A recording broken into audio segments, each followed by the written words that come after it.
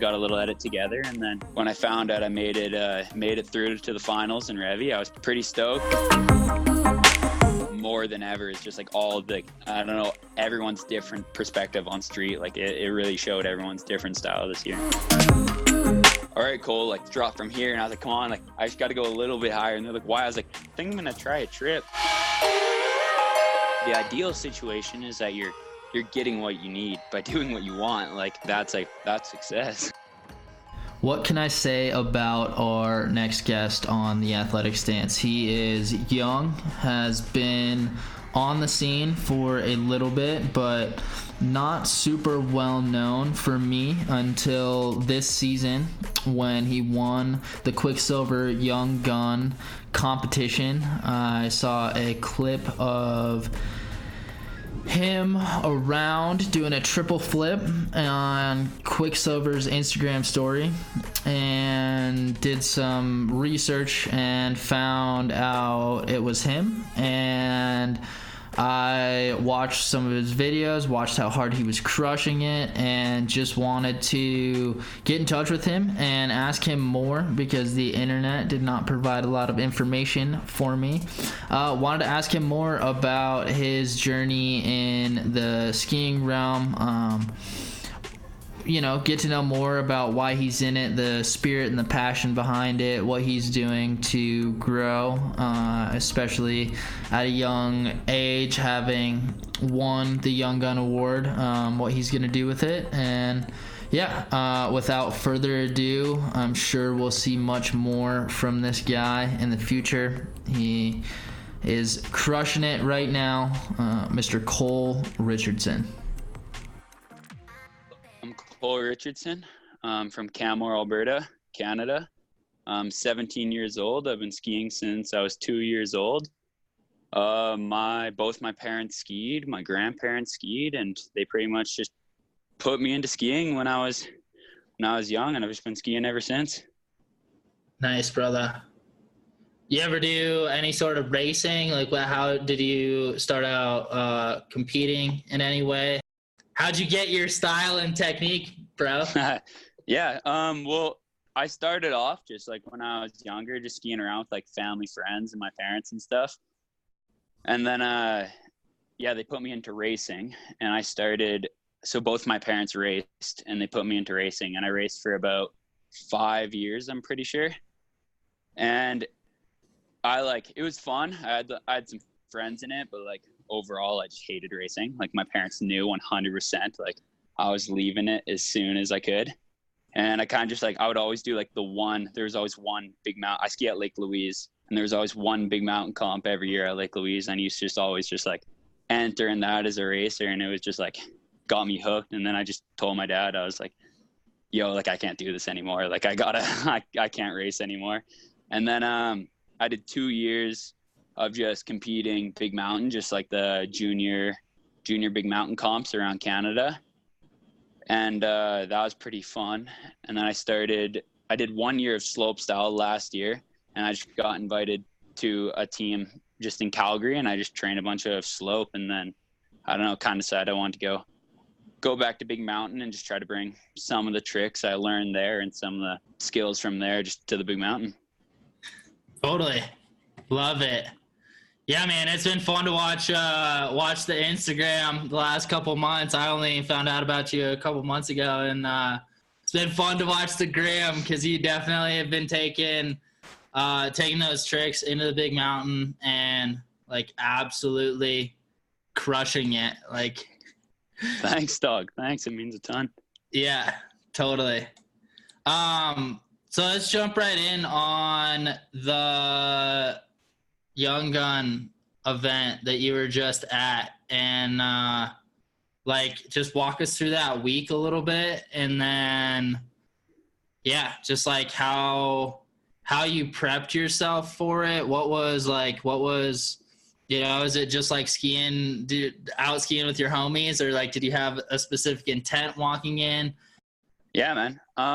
Well, I kind of like right away, like I had some homies get into the contest last year, and I was just watching all the videos last year, and I just like was looking at this contest, and I was like, man, like this looks like the dopest opportunity. So I kind of just like started this season off with like a goal to try to get like a little Insta edit together for it, and just like kind of got some of the boys out, and we just started filming some clips just at the hill, and I got a little edit together. And then when I found out I made it through to the finals in Revy, I was pretty stoked. And I was like, I didn't really know what to expect exactly. Like I didn't know the form. I didn't know, like we didn't actually get a ton of information going in. They just told us like, yo, like pull up to the hotel. Here's the hotel. And we were like, all right, sounds good. And I went out with my mom, and they just like told me, they're like, yeah, you got to bring a guardian, but we'll get her lift tickets. We'll get her accommodation. And I think my mom was just as stoked for it as I was. And we just showed up to this hotel on Revy, and it was just like definitely the nicest hotel I'll probably ever stay in.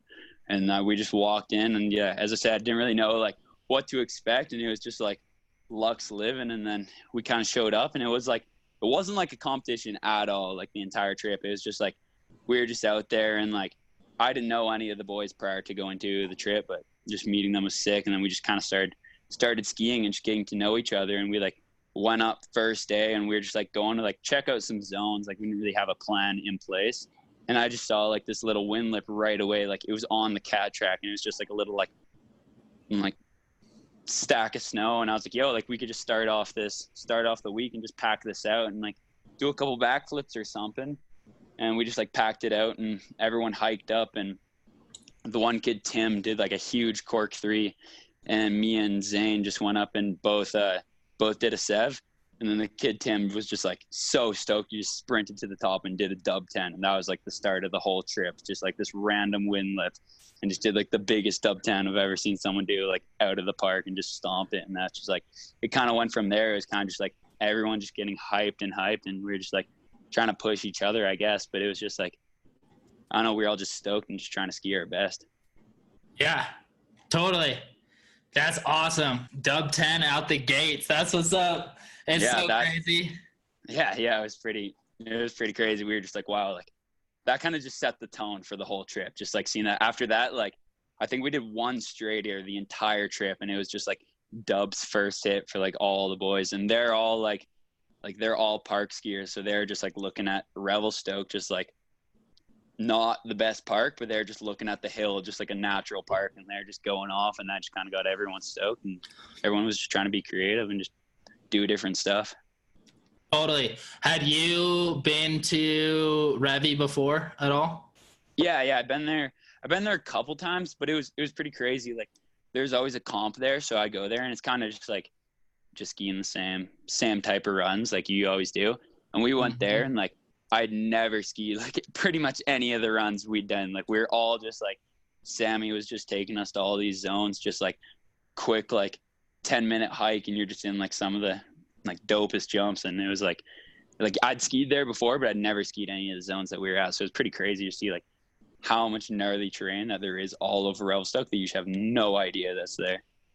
Yeah, totally. I think it's so funny at Revy, like you could be skiing along and you'll see like caution signs or cliff signs for like 15 footers, 20 footers, 25 footers, stuff like that. And then you can roll up on like 80 footers, and there's like no signage at all. Yeah, like, it's crazy. There's like, yeah, I remember when I was younger there, actually, like we did a camp there when I was on a race team, and we did a little camp there, and I was just like so fired up, just like find all these cliffs. And like same thing, I just like rolled over to look at it, and I was just like on a cornice on like a 200-foot cliff, just like, yeah, it's pretty gnarly. But like, yeah, that's what's sick about Revy. Like every time I go there and I ski with like someone who kind of knows the zone, you just like, it just opens your eyes so much. Like there's so much potential there, but like no one really knows how to get to all the dope zones.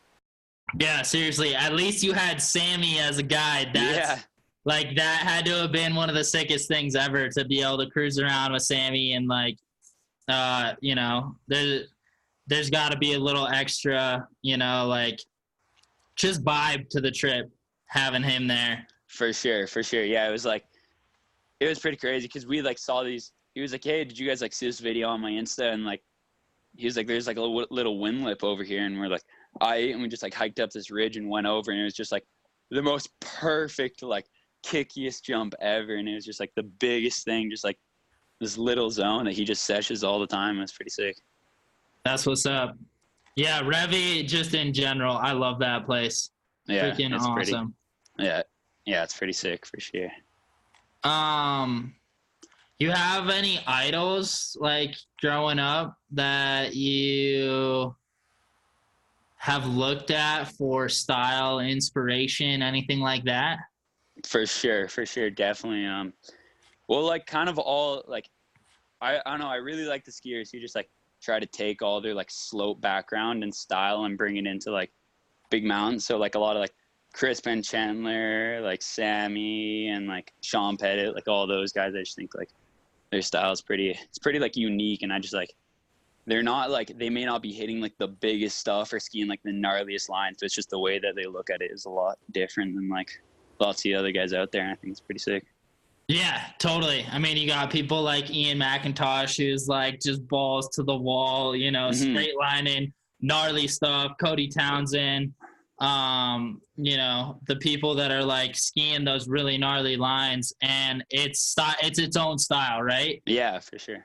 But yeah, those three that you just listed, definitely like there's like when they get in the air, it's like gravity, like Exactly. only Yeah. plays half-ass with them or something. Yeah. Yeah.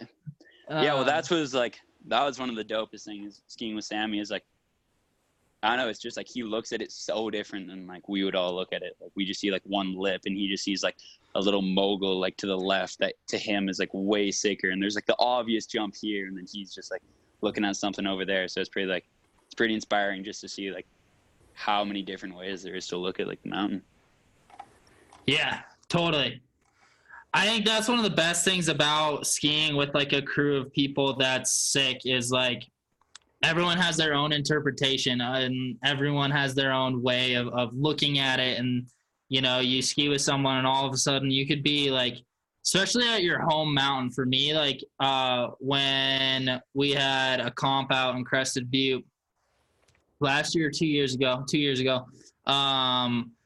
everyone was out there and I didn't compete, but we had a pretty good snow and like the whole crew was mobbing around and just seeing how everyone looked at everything just a little bit differently Yeah, was yeah. super cool. Yeah, for sure. I agree on the whole mountain. It's the dopest because like there's always like you're always hitting the same stuff. It feels like, and you're always just going to like your classic zones, and then all the boys show up and they just like hit something. It's like, damn, I've never even seen that before. Like that's sick. Right? Totally. And then it inspires you to do stuff Yeah. for sure. So being so young, what like do you have goals in the sport? Like where do you want to take it? Like you just want to have fun with it? You have like specific goals in mind? Do you want to compete? Just be a film skier, like just see where it goes or Yeah, for sure. I mean, I definitely have goals in it. I definitely want to try and do something with skiing. It's like probably what I love most. So I'd probably like to spend as much time in the ski industry as I possibly can. And yeah, I don't know. I think I definitely want to take a path more towards like the film industry.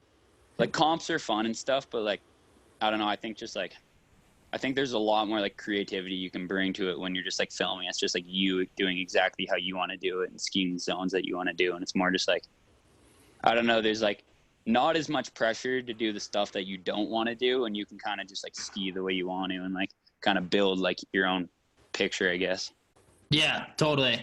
Yeah, that's one of the things about comp skiing is like there are times where the comp is just going to go off and it might be like ice moguls or it might have rained the day before and they're like, Mm-hmm. yeah, we're still going to hold it. And you're like, Yeah, yeah, I mean, like some of those days I wouldn't have necessarily even like gone out skiing or if I went out skiing, I would have just been like having fun, like just like yeah, cruising around chilling. And then, when the comp is there, you're like, well, I paid money for this. I traveled for this, maybe. yeah, There's a bunch of different ways to you get forced into doing things that you don't necessarily yeah, want for to do. sure. Especially with like Big Mountain, like I mean, Park, it's like a huge thing as well because it's like the course, like in Big Mountain, like it could be like a dope, like powdery day, and like all the hits are in and everything's good. But then like if it doesn't go that way, it really sucks. And then you're just landing on, as you said, just icy moguls and chopped up crud. Just like, yeah. Yeah, totally. Sure.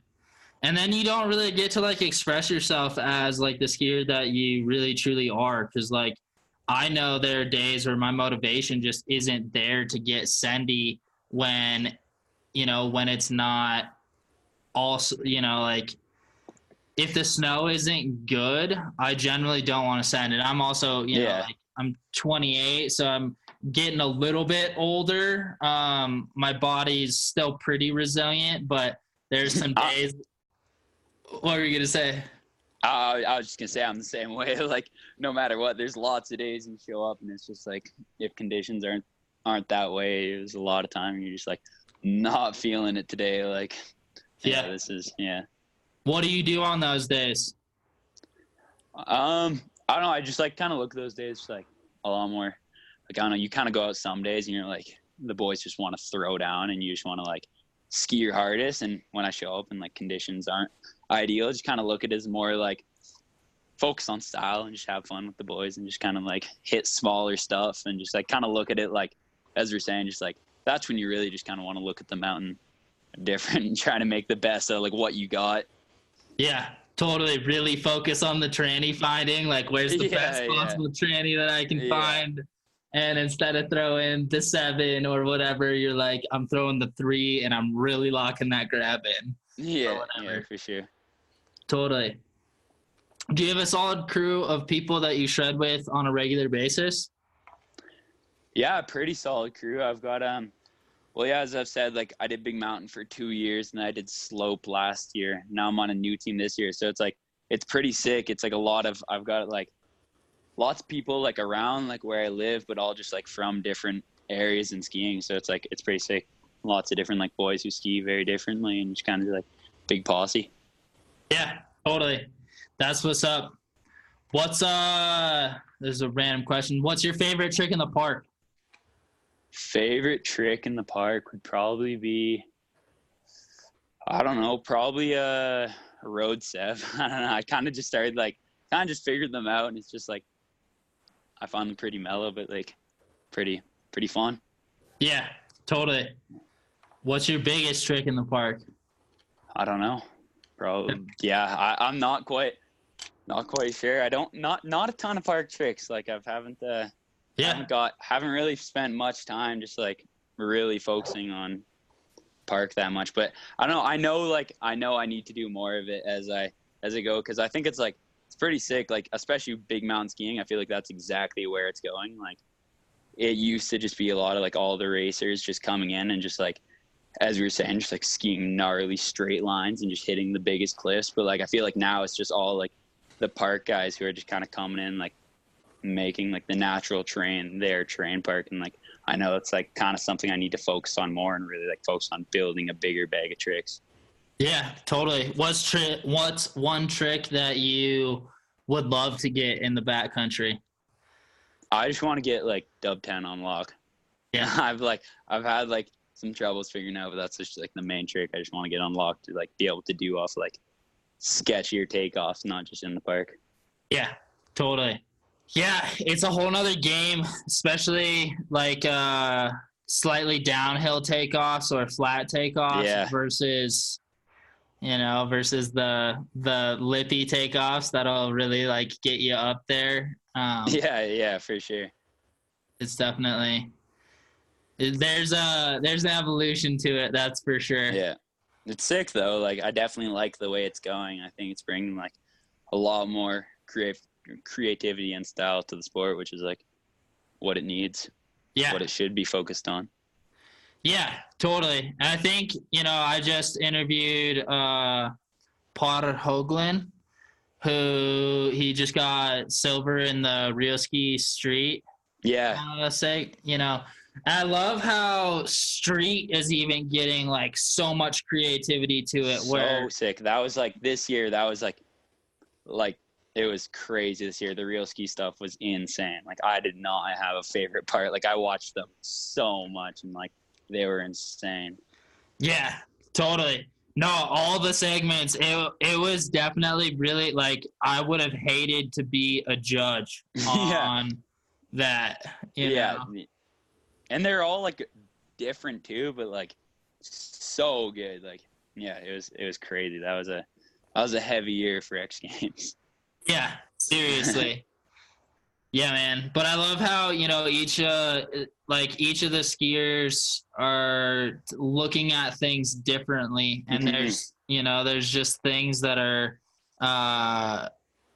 you wouldn't really think. Like one of the ones that Pavin did was the switch tail press backflip off and that. Mango's nollie backflip. That thing was so nuts. I think I've watched that clip like a couple hundred times, just like trying to imagine like how that would even work. But yeah, like I think this year that showed like more than ever is just like all the, I don't know, everyone's different perspective on street. Like it really showed everyone's different style this year. Yeah, totally. When did you first learn doubles? How old were you? I think I was 13 or 14 when I just did my first double backflip. I have a lot more doubles that I'm just like trying to figure out now and just trying to like get it all together. But yeah, I think it was just like there's this one jump at Louise and I just like I wanted to try it so bad, and I just like and I did that once and I was like I landed it and I was like I'm never doing that again. Yeah, I was like there's no way I'm ever trying that again. Like that freaked me out, and then like I just got more comfortable with them. But yeah, I think 14, 13. Yeah, crazy. Do you like jump on a trampoline regularly at all, or pretty much all your training is done on skis, or what? Yeah, for sure. Definitely do quite a bit of tramp training. I did a lot last year, and then this year I haven't been doing that much. But I really want to try to get like a lot more time on like the bigger tramps. Just try to really figure some stuff out. I'm just trying to like think more like for next season. Really, just like trying to like get ideas now for next season. Yeah, totally. Are you a junior in high school right now? Yeah, well, I graduate this year, so next year is like my first year, no school, and I just get to only focus on skiing, so I'm pretty stoked. Sweet. What's your plan for that? Well, I thought about it for a long time, and I was like, I couldn't decide. Like, I was like, do I go to Revy and just bum it with all the boys and just like get a sled and just go around Revy? And I was like trying to figure it out, but I think for next year, I'm just gonna get a car and just stay home, live at home, and just try to like spend my winter just bouncing around, following the snow, and just trying to like film a video, just moving all around Canada mainly, and just around BC, and just finding all the zones where the snow's good, and just meeting up with a bunch of different people. Yeah, man, totally. Yeah, I mean, at this point, I feel like, is that what your plan is for that 10K?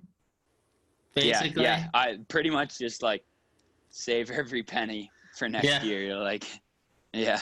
Totally. Definitely. Yeah, I mean, Revy would be awesome. And, I think you'll have plenty of time to be able to. Yeah, exactly. That's what I've been thinking. Like, I can move out there a lot, but I feel like unless I like go there with like a crew of people who like want to get stuff done, and like unless I have that all set up, I feel like it would be hard to like be super productive out there for me. So like I think it's just like a better play to just bounce around and just work with a bunch of different people and just meet up with all the different homies around BC and just ski with them a bunch. Yeah, man, totally. I like it. I like that plan. I basically lived in my car for a year and a half when I first started chasing the Free Skiing World Tour, when it was still the Free Skiing World Tour. And, man, that was like one of the most fun eras in my life where I was able to just like, I wasn't necessarily chasing the snow, but if, it was kind of in between comps, it was like, oh, Montana's getting hammered on and Snowbird is kind of warm right now, and that's where we just competed at. Like, let's go to Montana, right? And, for sure, yeah. Yeah, it was definitely... Well, like, yeah, it gives you a lot more, like, freedom for sure. Like, I don't know, there's definitely going to be some years in the future where I'm going to post up in Revy because Revia just has like so much diverse terrain to offer. But like, I don't know, for now, just like, yeah, same idea, just kind of bounce around and just like go where it's good. Yeah, man, totally. So how the hell did you get the balls to do a triple back? Where'd that come from? Because, I mean, I know you stomped the crap out of, like, that floaty double, which was probably just before. But... No, that was the 2 days before on a different jump. Oh, dang. Okay. Yeah, the triple, I hadn't backflipped it yet. We just, like, we showed up there, and that was the wind lip we were talking about that we saw on Sammy's Insta that he took us to. And there was, like, a cliff above it that, like, took you into the thing, and we were looking at it, and I was like up top, and I was like, yeah, like I think I'd never done like just a normal dub flat sev, and I've always just like wanted to try one, and I just skied into it, and I hit it and went to do the dub flat and just like fully messed it up, just like rolled out road sev, and I was like, that is like definitely the kickiest jump I've ever hit in my life. So I just like went up to Sammy, and I was like, I think I got to try a trip, like I think this is the jump to do it. And he's like, yeah, right, cool. Like, let's do a single, a couple doubles. Like, let's figure this jump out for a bit, and we can sesh it all day. And I was like, yeah, I think I just kind of got to try it now. Like, I don't know. I don't really want to wait on this. Like, I'm pretty, like, I think I just got to try it. And I've never done one on, like, tramp or water ramp or anything. I just, like, I don't know. The jump was, like, it was such a long in run, and then it, like, dipped down, and it was just, like, it was like a wall. And yeah, we just like, I just was hiking up, and like all the boys were hiking up with me, and they're like, all right, Cole, like let's drop from here. And I was like, come on, like I just got to go a little bit higher. And they're like, why? I was like, I think I'm gonna try a trip. And then like, yeah, I don't know, I just like, it was just like in the zone. As I was saying, everyone was just getting so hyped, and like right before I watched Kieran just drop in, just do like the most perfect laid out dub, and I was like, this is like, if I'm gonna do it, this is the jump to do it. Yeah. I got pretty lucky though. Like I was in the air, and I was just like spinning so fast, and I was like just getting wrapped around, and I just saw the ground, like tried to stretch as much as I can, and I just kind of like hit, and like I back slapped, and I just like bounced up and rode, and I was like, holy, like it surprised me so much. Like I just like lost my mind after that. Like it just like, it was like I tried just not to think about it at all. I was like, I got to commit when I take off, and then like that's about all. That's about it. Just commit. Yeah. God's got the rest. Yeah. Oh, man. That's awesome. No, when I saw that, I was definitely thoroughly impressed, because Nice. It's not like you even like tucked up at all. Like you were pretty fully laid out for the whole thing. Yeah. I was like, it was pretty hard to tuck. Like initially, like I had in my mind, like I'm going to be in the miniest little ball just spinning. And I just started flipping. And I was like, I don't know. I kind of got to stay laid out. Like, I think I would have went to quad if I tucked it anymore. I think you would have, because you said. Or at least went to the dome. Yeah, totally. For real. How soft was that snow? Not really. It was pretty soft in that zone because we were like out of bounds, but it was some of the worst conditions you've ever seen. Like it was super cold up there, but it wasn't that bad. Yeah, totally. No, dude, ballsy, super ballsy. Love it for sure. Thanks, Doug. Crazy. So do you have any like morning or evening routines that you do? Like you have anything that gets you in the zone every morning? Like on the days that you did compete, or, like while you were out there in Revy, is there anything that you like were doing routinely? Not really exactly. Like I wouldn't say I have like a routine necessarily. When I was younger, I used to get like really, really stressed out about comps. Like I would like visualize my run like 20 times, and I'd be like sitting at the top just so nervous, just like trying to get my legs warmed up, and I'd just be like so stressed out about them. And then I don't know, after last year, my like mindset on it just like completely swapped, and I was like, I don't really want to ski like in a comp any different than I would just ski with the homies. So like I kind of just started looking at it like that, and it was just like, I don't know, I'm like don't exactly have a routine. I just try to like stay relaxed and just stay like skiing like I would every other run. Yeah, totally. I think that's super important. It's definitely it's one of those things that you can get yourself in a lot of trouble when you're, pushing yourself for a comp because it is a comp versus just skiing like it's, any other day. I think that's, it's really important. And then I think you do ski better when, Yeah, I remember like once when I was younger, it was like one of my like first big mountain comps, and like as I was saying, like I would just get so stressed out for them, and I just remember like being in the start gate, just like squeezing my poles so much, and just like so nervous. And I just remember like dropping into the run, just like so unfamiliar with what I was doing. I was like, this doesn't even feel like I'm skiing. Like this feels so unnatural. And then it's just like, that's like when I first kind of realized like it's not like, I don't know, like stressing out too much would not help me at all. And then I just like started trying to go about it different. Yeah, totally. I was going to say, like, is there like what clicked that made you realize that, but sounds like that was it. Well, it like, for me, it mainly happened last year. Like when I competed slope last year, I didn't do any big mountain comps last year. I just only competed slope. I barely even skied big mountain. And it was like, I wasn't focused on results last year. I was only really focused on like trying to improve like my skill and just trying to like learn from like this year in slope. So like I really was not stressed at all for the competitions. Like I would just be like, for me, it was just like a learning experience.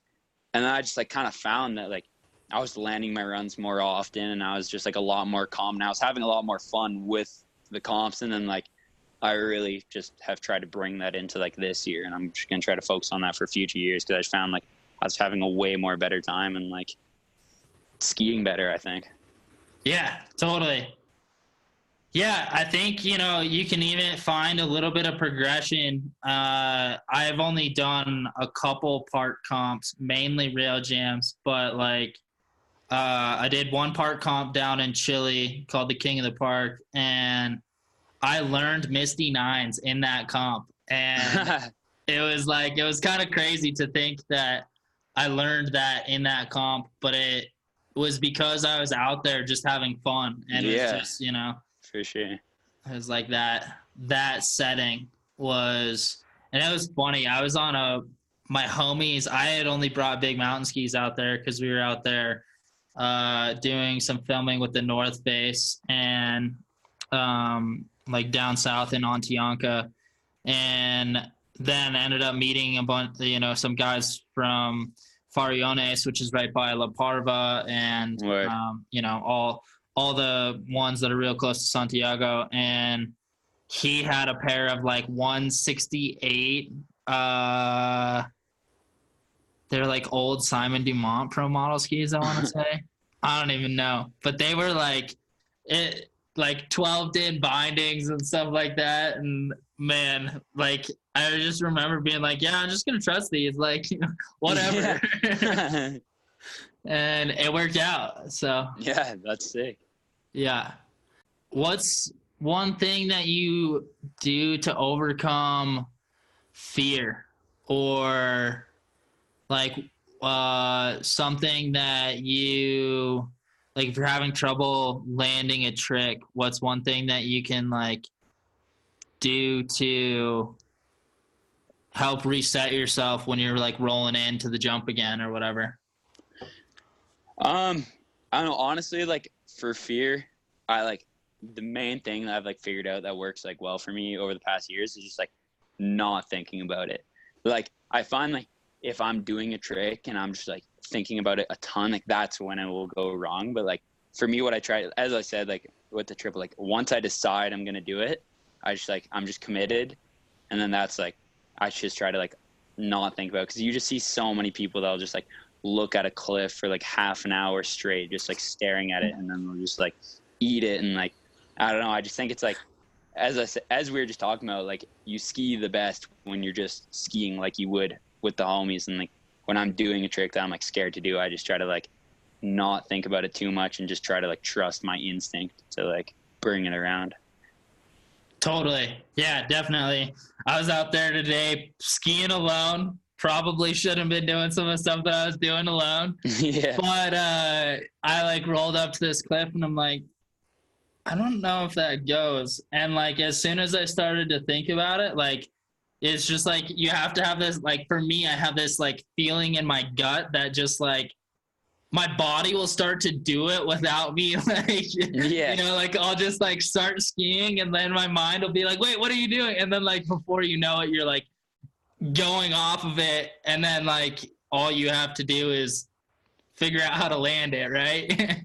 Yeah, well, like for me, that's it. Like if I start thinking about it like too much, I just won't do it. Like if I like start thinking about it and I like think like I start thinking about like what could go wrong, I'll just back out. Like I'm like, this just isn't worth it. But then like, yeah, for sure. Honestly, like I never tell like my friends when I'm gonna do a new trick. Like I never tell anyone. Like I always just keep myself, and it often is like what you're saying, like a last minute decision. Like I'm just like up there like planning to do a backflip or something, and I just like look at the jump and I'm like, this is gonna go, and I just got to go now. Like, yeah, it's like for sure.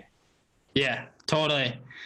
Yeah, there was a pillow hit today too, and I'm like, I like saw it and I was like, that's the perfect backflip jump. And then I'm like, well, I don't know what's underneath it. So I like on my way down to it, I like skied off to the left of the run to try and scope the landing out. And then came back and booted it. And yeah, I mean, it's just like when you have those like things where you're like, oh yeah, that's perfect for it. I mean, obviously you need to know where you're skiing and everything, but I think like yeah,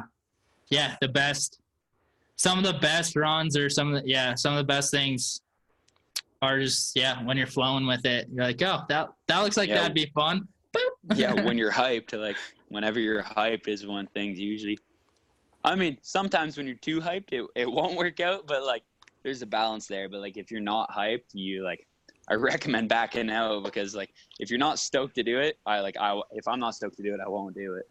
Yeah, seriously. So have you done much traveling outside of Canada for the sport? Like, what's your favorite place that you've traveled, and where's like some places that you want to go besides Japan? Because that's going to be on your list. Yeah. I'm thinking about it now. I've never traveled outside of Canada for skiing. Yeah. I don't think yet. Later this year, I'm going to Mount Baker. Sick. And that has been like definitely one of the things that's been on like my bucket list, a place to go. Just like seeing just like all the backcountry booters and stuff from there. It looks like I'm pretty stoked to go there. Definitely Alaska for sure. Yep. That's definitely on the bucket list to go there. Some of the craziest skiing, and yeah, I don't know. Definitely there's a lot of places, just like it's crazy because you just see like all these videos of just like the places you'd never like think would be sick, and you just like see a video of someone who just like wants to go give it a try, and it just ends up being like one of the sweetest places. And like I don't know, I think that's like what's pretty cool in skiing is like it's so concentrated with like people doing like amazing skiers doing lots of similar stuff that like I think it stands out a lot when you see like these good skiers go to like crazy places that you never think to go ski, and it just like the outcome is so sick. Like they're just skiing some of the dopest stuff. Totally. I saw on the gram, saw a video from Eric Balkan of him skiing in, I believe it was Arizona the other day. And I was like, dang, like it looks like kind of like Moab or like Arches style, like terrain, but with a solid amount of snow on it. Damn. And yeah, I'll send you the video over the gram. Just like looks so sick, and I'm like, oh well, that's on the list now. Yeah, word. My cousins and like my aunt and uncle and cousins just went for 2 weeks to Iran to ski. It's like the last place you'd ever think to go. Like I would never, like if someone asked me like where do you want to go, the last place I would say is Iran. Yeah. But, like the videos that they're showing me is like not like a single tree, just like the most open, like there's no one on the hill. The hill's empty. It's like bluebird, like pow everywhere on the resort, and it's just like they're the only ones there. And I'd be like, that would be so crazy, just go there with a crew and like do an actual trip there, like just like the last place you would think to go skiing. Yeah, seriously. No, that sounds like an epic thing to check out. You should send me one Yeah. of those videos. I'd love to scope Yeah, I it will. for sure. Do you have any specific like? I mean, obviously you're so young. It might not be like quite on the forefront yet, but any specific like nutrition or like do you work out with a personal trainer, like fitness, nutrition stuff, or yeah, what does that look like for you besides jumping on the tramp? Yeah. Um, Definitely need to start doing more of it. I know I do like definitely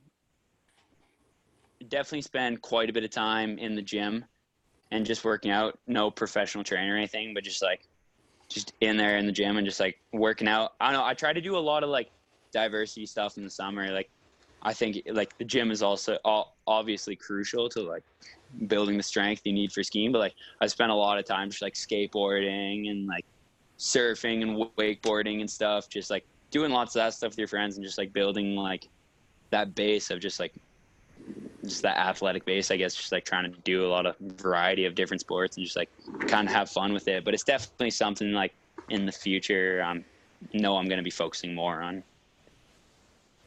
Yeah, totally. I think, strength and fitness and nutrition are super important, for any athlete. And For sure. it's one of those, Yeah, definitely. it's one of It's those something things.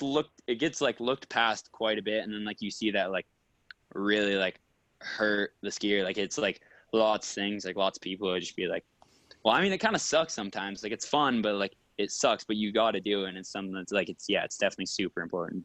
Yeah, totally.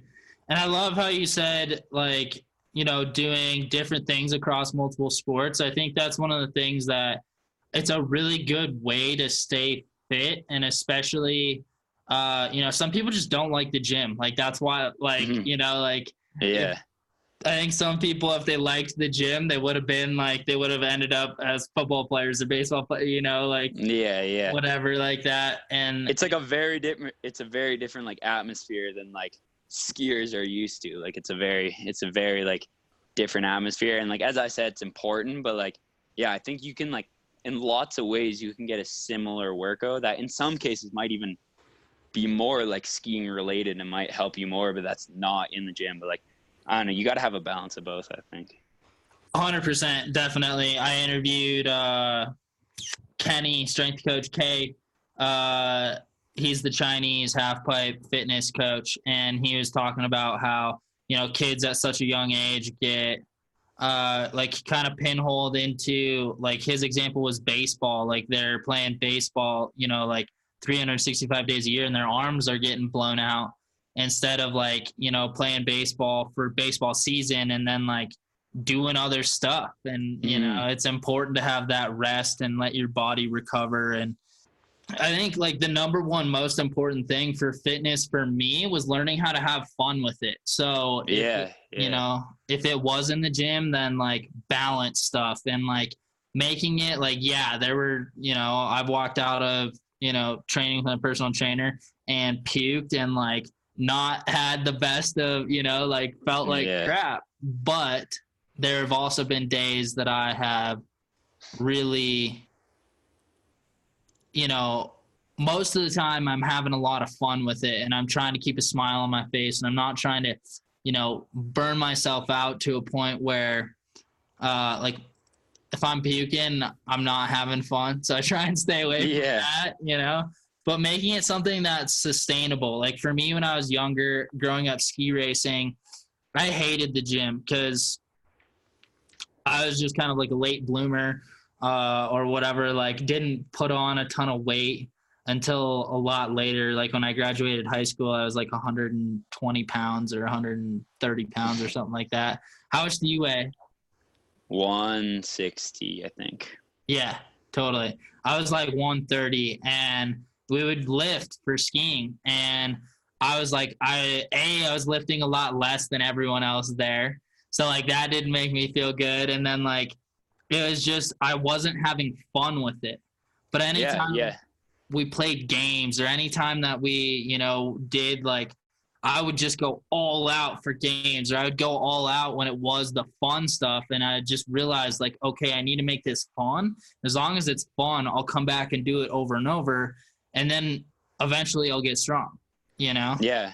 Yeah, for sure. And it's like, I think it corresponds a lot with like your motivation. Like, as you said, like that was the same as me when like I was racing. It'd be like, we'd be doing dry island, like they'd be making us do like, even just like in the ski season, like just doing all this training, just like on the hill, and it'd just be like, it's like, I know it's important. You like, you know, it's going to benefit you, but like, you need to have like that diversity, making it enjoyable to like stay motivated to keep on doing it. Cause like, if you're just doing the same stuff all the time and you're just like, as you're saying, just like in the gym, just hammering weights and just like going like so hardcore, you almost just like lose your motivation. I find it's just like, you need to find that balance of like doing what you want to do and doing what you need to do.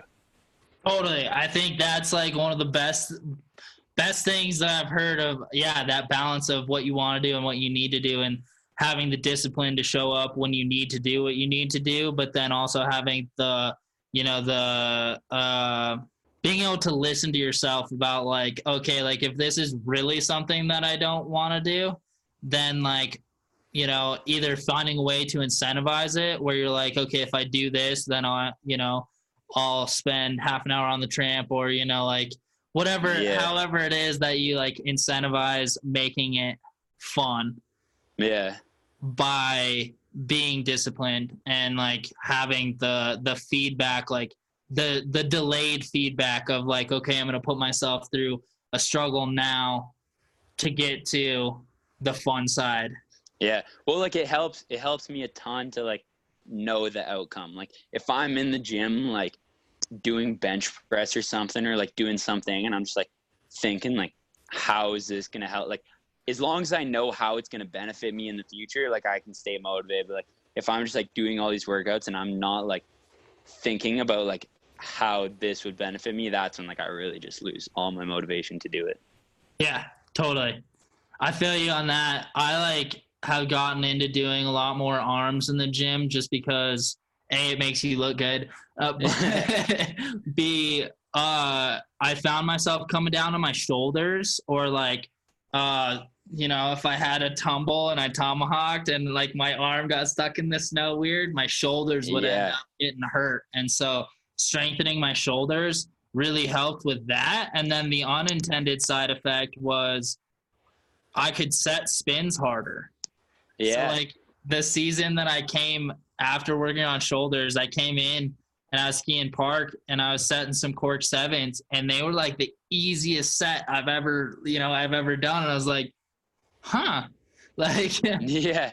Well, it's like, that's like, yeah, that's what I'm saying. Like, it's all like, I'm not just saying like you only need to do legs. Like you definitely, there's a balance. Like you got to do everything. You got to like stay focused on anything, but it's like stuff like that. Like that's what, for me personally, like just to stay motivated, like I need to be thinking about like that stuff. Like when I'm doing shoulders, think about like how this would help me with like, as you're saying, a set for like a sev or something like that. Like I just got to like always be thinking about like the outcome, or else I'll just like lose my like drive to do it.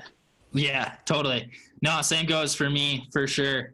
And even like Andre Rigatli's little obstacle courses, or Alex Ferreira, like those, I think. that stuff's sick. And I always try to like do like not even near to that extent, but like I always try to set, like if I am in the gym, I always try to finish off something like that. Cause like, especially for like free skiing, like I think in racing and like race coaches like fully look past it a lot, but like in free skiing and like big mountain, like in a sense, that's almost more important than like how much you can lift. Like your balance, agility, and like stuff like that almost benefits you more than like your squats in some cases. Yeah, totally. Unless you're, you know, taking that, like we were talking about earlier, that racer approach of, you know, go fast, send huge, stomp, and don't catch a knee to the chin. Yeah. You know, but I think that's only so fun, and especially like pillows, or like, you know, that terrain where you have to balance where you're, you know, like I was on some pillows today and yesterday where you're hopping off of one pillow onto another pillow, sliding off that pillow onto another pillow, and catching this little bit of tranny. And it's like being able to put your feet exactly where you want them to be is so important in that situation, because one foot to the right and, you could be tumbling on rock or whatever. So yeah, for sure. Definitely. You skateboard? Yeah. Well, I have only really gotten into it the past 2 years. I'm not very good at it at all, but I love it. Pretty much all my inspiration for skiing comes from skateboarding. I probably watch skate edits and skate movies more than I'll watch ski movies. And I just think that whole world is I don't know, to me it's a lot more I know I'm a lot more into it. But I try to do as much as I can, and I'm trying to get better, but it's definitely something I put quite a bit of time in. Yeah, totally. I love skateboarding too, because it's a place where, I think you can take almost the same amount of creativity that you can in skiing into skating. And there's kind of those stock tricks that everyone is doing, but then it's linking up kickflip manual, whatever, yeah. And those little things I think are so much fun. I agree. And just the whole, I don't know, I think skiing lacks the whole culture that skateboarding has. I think snowboarding has a bit more of that, but just the raw, I don't know. I feel skiing in a lot of places in the industry is very fake in a way, and pretty corporate run, where skateboarding is a lot more free to be yourself and just really express who you are, and that's a lot more open in their videos and their movies, and the way they're portraying their image is a lot different than skiing. I think that's something that needs to be brought more to the ski world. It's just people just showing who they are, and not just being someone so different on social media than they are in real life. Yeah, totally. It's hard because it takes such a big, skateboarding, you generally have the city or the county that puts up money for a skate park, and it's a way to contain the hooligans sort of thing. Yeah. But then there's the whole street side of it. But with skiing, you have this whole infrastructure of, we need tourists for ski areas to exist. So then it's this weird dichotomy of marketing towards the tourists and marketing towards the soul skiers. And the soul skiers kind of get pushed off a little bit because they're not a main driver, Yeah, I fully I see that all the time. You just look especially not so much companies, but you look the people who ski hills especially will sponsor, and it's they may not even be able to do a flip, but their Instagram is just high quality photos of one turn wonders, and it's just stuff like that. It's so just trying to portray that tourist image, and it's definitely needed and it's required to keep the sport going and keep the industry running. But I think it would be pretty cool if skiing could become more adapted to that skate culture. Yeah, totally. And just more of I don't even know how to put it, but cultivate the spotlight to be shown on all areas of it, and not just X Games highlighted and the Olympics and, Dew Tour and everything. Those are highlighted and they're awesome. And they kind of it's Olympics, X Games, Dew Tour and Grand Prix, or some of the World Cups, they're in order of more important to less important. And then there's the Free Ride World Tour. But there's so many people out there that are out there crushing it, having so much fun in the sport, and building booters, having their own style, doing all these things. And it gets highlighted kind of within this own little bubble. When I look at who's liking different photos on Instagram, it's the same people are liking and commenting on the same circle of photos. Yeah. And it would be really cool to watch that expand a little bit more, or find a way for it to gain more traction outside of just that, just that bubble. But it is kind of, Yeah. it's like underground. Yeah. I think it's kind of sick how it's underground, but like I think the ski industry is like we've taken a step there. Like we're moving there in a bit, and like the ski industry is now starting to focus on like those type of skiers who are just like really doing it for themselves, and like they're really just expressing like who they are through skiing. And I think like the ski industry is becoming more adapted to that. But like there's definitely a long ways to go. Like I feel like skiing's been so traditional for so long, just like the same type of videos, like hardcore rock music, just like same type of like style for such a long time. And like I think over like the past like more recently, but like really in the past like 10 years, I guess, it's like we're really starting to see like that come out a bit more. And I think it's pretty sick. Like I think that needs to continue, just like have that culture be expressed and like more exposure brought to like that side of skiing. Yeah, totally. I think that's one of the cool things about social media in general is like it brings the ability for each person to bring their own style to the world, and like the internet, social media, all that like allows you and me and everyone else to bring different types of culture to the world. Yeah, for sure. And it's like, I don't know, you could argue it both ways. Like you could say like social media has in a way like decreased that side of the industry, because it's like it's becoming so much more like sponsors are so strict on like your image and like what you're showing and like what you're putting out there, and like it's like making like skiers become a lot more censored. But then at the same time, it's like, yeah, it's opening a whole new world for so many different kids to like make a name for themselves. And like that's what's like crazy. Like you just look at that Quiksilver contest that I just did, like that entire thing just happened from Instagram. It's just like the entire contest was run through Instagram. We got there through Instagram, and like it's pretty like social media was the only reason that got to happen. It's like it's definitely done a lot of good stuff for the sport, but I feel like at the same time it's done some not so good stuff to the sport. Yeah, totally. And I think that sponsors are really good to have because they help athletes go out there and push their limits. And yet when you have a sponsor that puts certain conditions or parameters on the way that you express yourself, I think that I think that there's a different way to go about it, where like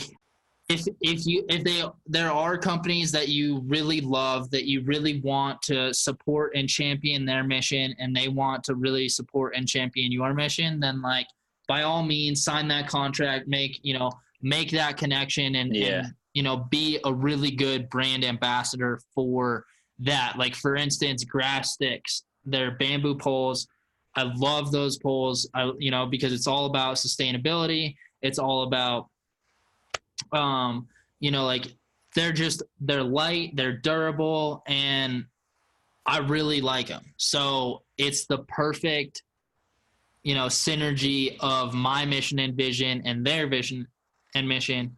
But then, I think that there's some athletes that are sponsored by like Red Bull or Monster that don't even drink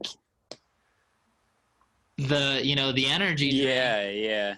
And it's really, really cool that both Monster and Red Bull and Rockstar, all three, have been champions for the extreme sports, because we wouldn't be here today where we're at if without them. But then, I think that another thing that the internet is adding that I think a lot of skiers are going to be adopting, and something that I would love to help other athletes with, is like creating an income online that it isn't 100% tied to skiing.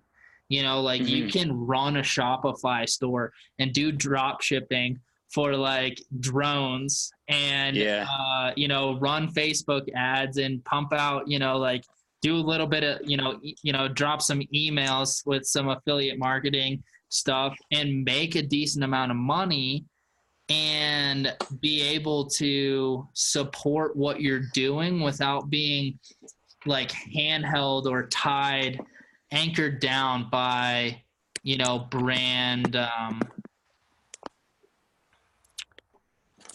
by like, brand sponsorships or contracts or stuff like that, Yeah, for sure. Can you still hear me?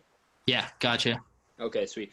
Yeah, I agree. I think it's cool. Like, I think, like, my perspective has definitely changed on it, and I think, like, skiing is starting to, like, move that way. But, like, I remember, like, when I was younger, I just, like, all I wanted was a sponsor. Like, all I wanted to do was ride for a company. And, like, I think it's, like, something that, like, skiers need to look at, like, if it's not worth riding for a company if they don't, like, show what you're interested in. If you don't, like, connect with that company. Like, I think it's really important that you are riding for a company that is willing to put out the image that you're trying to display. Because, like, yeah, as we were saying, like, I think, like, a lot of sponsors mask, like, certain skiers' identities, and I, like, think it's important that, like, if you're going to be riding for a company, that they're, like, willing to show, like, what you're trying to portray.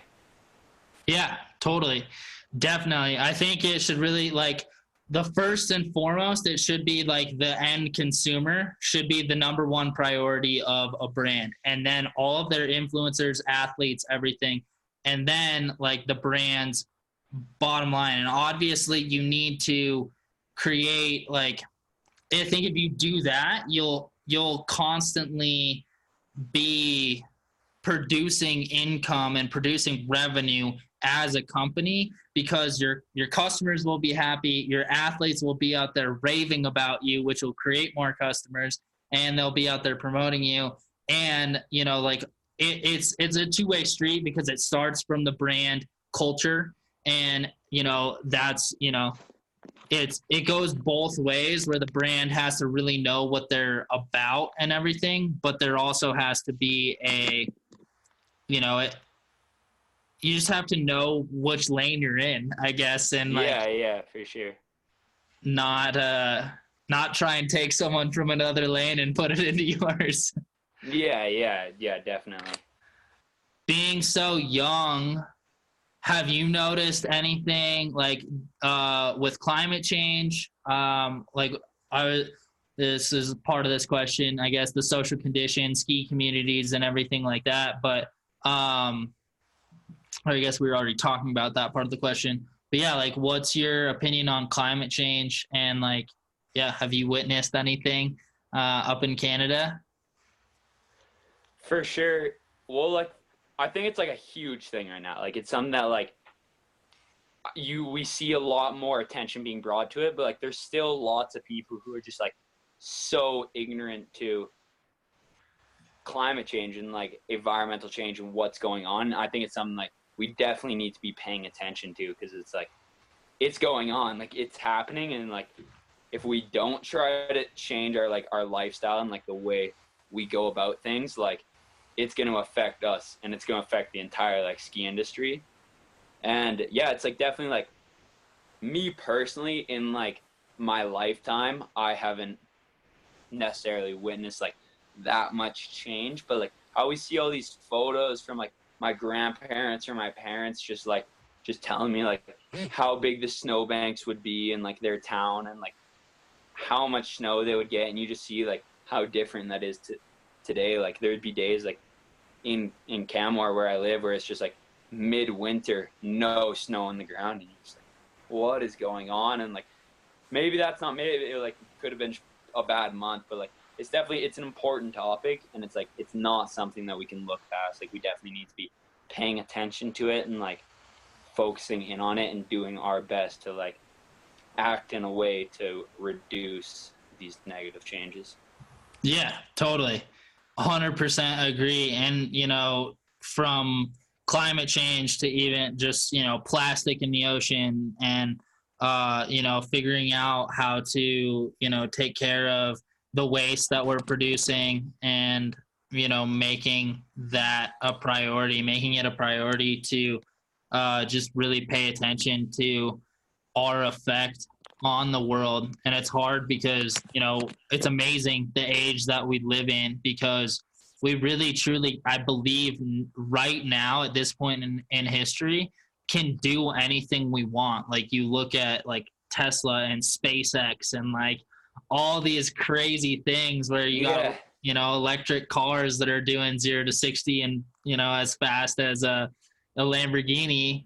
And, you know, there's so much to be said for just our ability right now to see the problems, but not just see the problems, see past the problems into the solutions, and then start enacting, you know, the practices to create those solutions. Yeah, definitely. And like, as you said, like me being so young, like have a pay attention to it. I think it's like important that like people who are as young as I am, like are the ones paying attention to it. Cause like, it's our future. Like it'll affect us and it'll affect our kids. And like, it's something that like lots of us think like, oh, we're just young. Like we can worry about that later. But like, I think like now is kind of when we need to be focusing on it the most. Cause like now is when we can, I guess, make like a difference to like, totally try to reduce those effects. 100%. I think, you know, as soon as you become aware of it is the time that you should start to really think about, you know, what you're doing and how to best fit it into your life. Because, you know, we fly across country or fly across the world, and like that obviously is a massive effect on climate change and emissions of, you know, greenhouse gases. And so, you know, like how do you do everything that you can, fit it into your lifestyle? Like, do you get the snowmobile? Do you not get the snowmobile? Do you, you know, like, do you just really focus on making sure that you don't use plastic, and that you are, you know, like taking mason jars and, you know, like your own bags to the grocery store, and like all these things to like fill up on non-packaged foods, you know, like nuts and trail mix and, you know, dried fruit and stuff like that. Like just, you know, taking mason jars and stuff like that. Or, you know, I think it's really easy to get overwhelmed also and be like, oh, I got to do all of it. Like it's I got to do it all. And at some point it's like, you know, let's start one step at a time. That was one thing that I needed to like really figure out, is like, let's start one step at a time. And as you're flowing through it, you know, there'll be times where you mess up and you forget your bag, or, you know, you forget whatever, but setting that intention and then trying to practice it, but understanding that, you know, we're all imperfect, but if we all are setting that intention and trying to do it, it's going to create such a better world than if we're like, screw it, you know, whatever. Yeah, I fully agree. Like, especially in like the ski industry, like lots of us are like not ones really to talk, because we have a huge like carbon footprint, and like we in our industry, like we got chairlifts and our skis like to be manufactured, and the amount we're flying around and heli skiing and snowmobiling, like all of that together, it's like we're definitely like not like we're not like the best in the sense of like trying to reduce our carbon footprint. But at the same time, it's really cool to see like how much exposure to that topic is being brought up in the ski industry and like in the world of skiing, because it's important. Like as you're saying, it's the small things. Like we are not fully able to like, we can't change our lives, especially those who are trying to like focus on skiing and trying to ski for as long as they possibly can. We can't fully change our lives and like get rid of those things, but it's like it's the small things that we need to be focusing on, and just like bringing exposure to the topic. Like there's lots like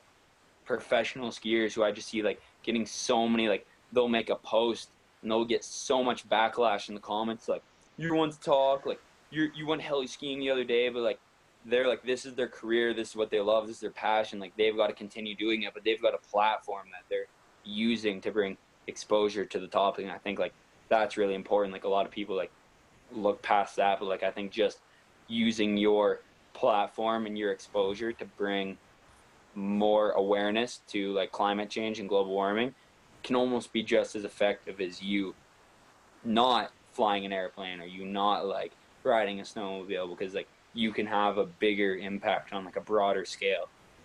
Yeah. You may personally will be able to. Yeah, totally. You know, like it's hard to be, you know, it's hard to change, to inspire anyone else to change if you're not being a good role model. But there's also, yeah, it's like, you know, how do you find that even balance between doing, you know, everything that you can and, you know, continuing on with the lifestyle that you love, the lifestyle that's given you the life that you have. It's like, you know, sweet, you love all my ski pictures, but you hate it when I talk about global warming or, you know, anything about that. And it's like, well, I got to go out and ski to get those cool ski pics. But I think that's one of the things in life is people really like to point out why other people are wrong instead of like, you know, it's like, can I make this set of skis last one more season? Can I make this, you know, this pair of boots last one more season? And can I, you know, it's like I think the little things that you can do to, you know, you can go, I was thinking about this. This is what processed through my head is like, I've been complaining about my boots because they're 2 seasons old. And I made the choice to quit pursuing professional skiing last year after I broke my leg. And now I'm out there hucking just as much as I was. But, you know, like I told my sponsors, I was like, I'm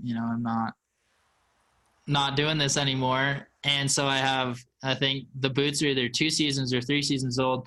And they're like kind of soft now and they're super packed out. But I was just thinking about it and I was like, well, I could be grateful for the fact that I'm not buying a new pair of boots because those boots are, you know, like it's one less piece of plastic that's, you know, where does that plastic go after? For sure, yeah. You know, after I'm done with it and hopefully on to someone else. But at some point, like those boots are so beat up when I'm done with them. Yeah. Well, it's a good way to look at it. Like it's how you have to look at it. Like, yeah. As I was saying, like, it's just small things like that. Like it's a growing problem and like we can't be the ones to change the world, but like if everyone's doing their little parts, it'll add up and it'll make a difference. Yeah, totally.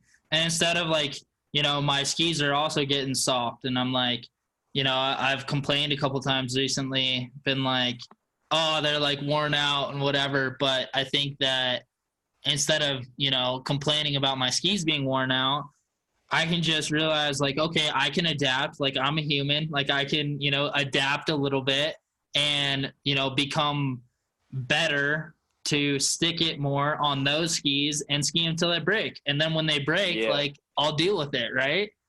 But yeah. Yeah, for sure. We can adapt, but the environment can't really. Yeah. And I mean, it does like the environment is on a grand scale, the environment's really good at adapting, but it'll eat us in the process. You know what I mean? Yeah. Like it's not really too much of a concern of like in 1,000 years, if we don't fix ourselves, the earth will get so temperamental that it'll take out civilization as we know it. And then like, it'll go right back into homeostasis, but we won't be here. So it's like, how do we learn to adapt with it? Because like, and without destroying it in the process. Cause there's a certain level of like, you know, it'll only adapt so much.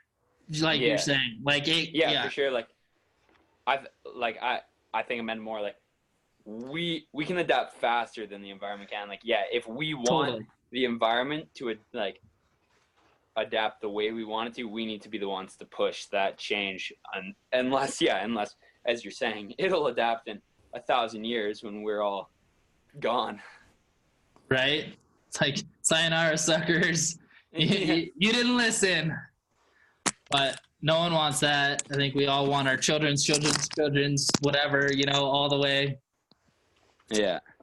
We all want, our children to have a good life and, generations to come to be able to survive on the planet. I think that's, it's not just about us. It's one of the things that society, especially in the Western culture, it's a very me-based society, and there's a healthy balance between looking after yourself and, like capitalism and forward thinking entrepreneurs and being able to create a free market and looking out for other people around us and looking out for the future and our kids and everything. So yeah, for sure. Well, we'll crush out a couple more questions and then I'll let you go for right now, but I'd love to catch up for another chat either in a year or a couple years, whenever. For sure. But yeah, what does success mean to you? That's a good question. That's a very good question. Honestly, like, especially now, it's like something like I'm thinking quite a bit about. Like, I'm graduating this year. I'm like going into the real world. And it's like pretty crazy to see like how so many people go about it. Like, I should have so many people telling me like, if you don't get that grade, if you don't get into university, if you don't have like that corporate job, like you're going to be living a bum for the rest of your life. And like, I try to like look at it completely opposite to that. Like, I don't know, success is like, as long as you're doing like what makes you stoked and like what you're happy on and what's making you happy, whatever you're like passionate with, as long as you're still doing that, like to me, that's success. If you're like, if you can get to like that point of like success by going about it the way you want, I think like that's the best way. Like, there's just so many people that just think there's only one way to get there and like to get like that dream life. But I think like success doesn't mean like having the most amount of money. It's just that you're living like the life you want to live. Yeah, totally. And even, you don't have to have a college degree to even work with big corporations or, any of those things. Like, especially these days, this day and age, there's a lot to be said for just refining a skill like social media management. Like, you can make a ton of money off of social media management for a couple of local small businesses or, one larger business or, like I've networked my way in with people that are doing crazy deals right now. And I don't have a college degree. I dropped out of college a year and a half in because I was hating life. I literally ended up skiing at this little rail park, like just up the road from the college. They would ship snow down from Winter Park into Denver and set up like 4 rails. And I was out there almost every day shredding the rails instead of being at class. And I was like, well, I guess this is what I love. So sayonara college. Yeah, for sure. And like, it's like such a huge thing like right now. Like I think like the world has changed. Like, there's so many different ways that you can become successful and you can like live your dream life without following the exact path that like the traditional path. Like, so many people, as I was saying before, like I'm graduating and everyone's like so stressed out about like getting that 84 versus that 83%. And like, they're so stressed out about like getting into university. But I think it's like, I don't know. I think there's so many ways that you can go about getting that dream job and get like doing what you want to do for the rest of your life, other than just like the traditional way that you're brainwashed to do. Yeah, totally. And I think it comes back to what you said earlier of the balance between what you want to do and what you need to do, because you need money to survive. You need to be able to pay your cell phone bill, your insurance, your pay for gas, be able to, pay for rent or mortgage or your car to live in or whatever it is that you end up doing. You have there are needs that need to be taken care of, but there is a lot of abundance out there, and it's just finding the way to make it work in doing what you love and providing value to others. Because if you provide value to others, you'll get monetary return. So for sure. Yeah. I mean, the ideal situation is that you're getting what you need by doing what you want. I think that's success. Right? I love it. I love that. That's awesome. Wisdom from the 17-year-old. Dropping bombs. What's one piece of advice you'd pass along to someone who wants to do what you do? I don't know. Pretty much just stay focused, stay determined, and like anyone can do it. Really, it's not like I or any professional skier has some special ability that other people don't have. It's just that they're determined, they're motivated, and they have the passion to stay in that sport and stay doing what they love.